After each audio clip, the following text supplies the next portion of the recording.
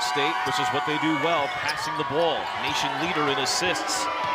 Sides, forces it to Sundell, fires up a shot near the end of the shot clock. The rebound comes to Sides, and she buries the three. And that's a killer if you are Texas Tech. She is a scorer, and one of those players more confident and just finding ways to be able to get herself good looks. Great pass, Sanchez to Taylor for another easy lay-in in K-State. Could be for 2 minutes, it could be for 6 or 7. No matter what the game situation is, you need those bench players ready to go. Here's Lee, turn around to the baseline, able to hit it. Lee already with 8 points. They're gonna have their hands full in what is an incredibly physical game so far on both ends. Pete doubled, or it came with a double and lost Lee, and Lee makes Texas Tech pay. It's in slow motion, but Pete comes out on the double, and no one comes on the weak side. The mismatch happens.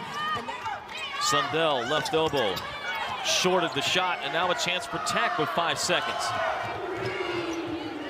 Fritz, sidestep three, got it! A big shot for the Lady Raiders. 4 games, and the buzzer beater gives Tech some momentum on the road against number 12, K-State. Deep into her bench that they can run a lot of different players defensively out on the floor, but sometimes you can't get complacent on your matchups on this end. And Sundell had her shot blocked. Run out the other way, and an easy lay-in for Bailey Moppet.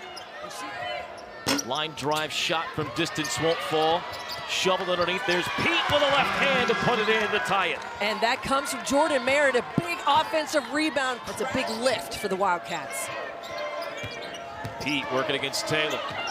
Nice up and under move, and she lays it in. 6 for Maya Pete. Let's remember, she was an all-SWAC performer last year at Arkansas Pine Bluff. Against the 12th-ranked Wildcats. Moppet to the free throw line. People swiping at the ball. She'll shoot and score over the top of Sundell, and Moppin gives Texas Tech the lead. That's the confident score of Bailey Moppin that this Texas Tech coaching staff wanted to see at Arizona State. They didn't necessarily get it, but they're getting it here today on the road in Manhattan.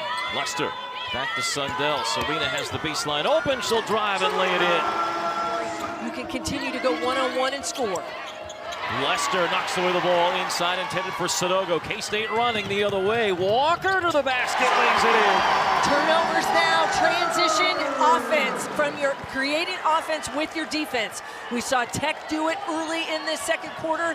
Now Kansas State right back going the other direction. Now, one thing they can do with Lee on the bench is run. Lester, an incredible passer. In addition to her defense, good play by Moppin, stepping around. Sanchez tried to avoid fouling. Moppin with 11 to lead Texas Tech. Sides to the basket, layup, got it, and one. Great decision by Terrence Sides not to take the guarded three. A decision.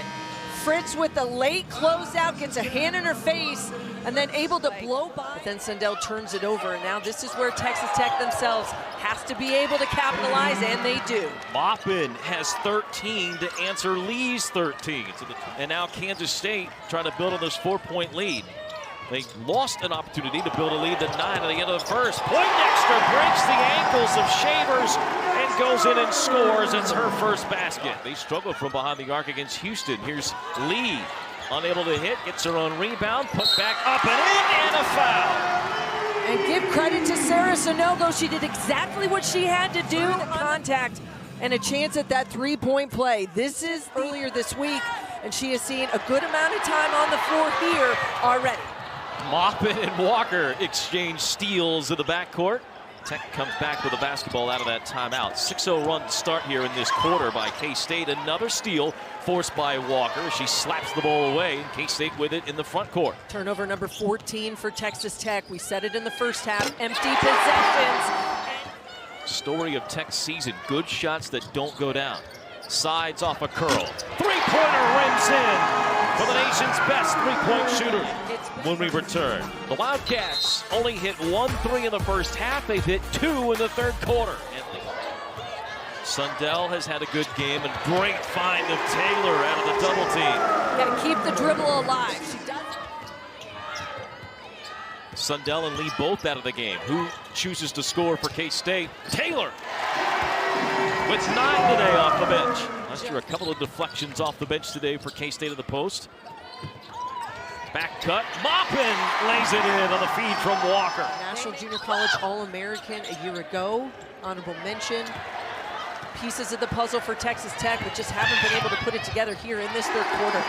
Another turnover by the Lady Raiders. Turnover number 10. Big third quarter for Serena Sundell. Alley-oop to Maupin for K-State to start here in the fourth. Sides and what she's done in 17-plus minutes so far.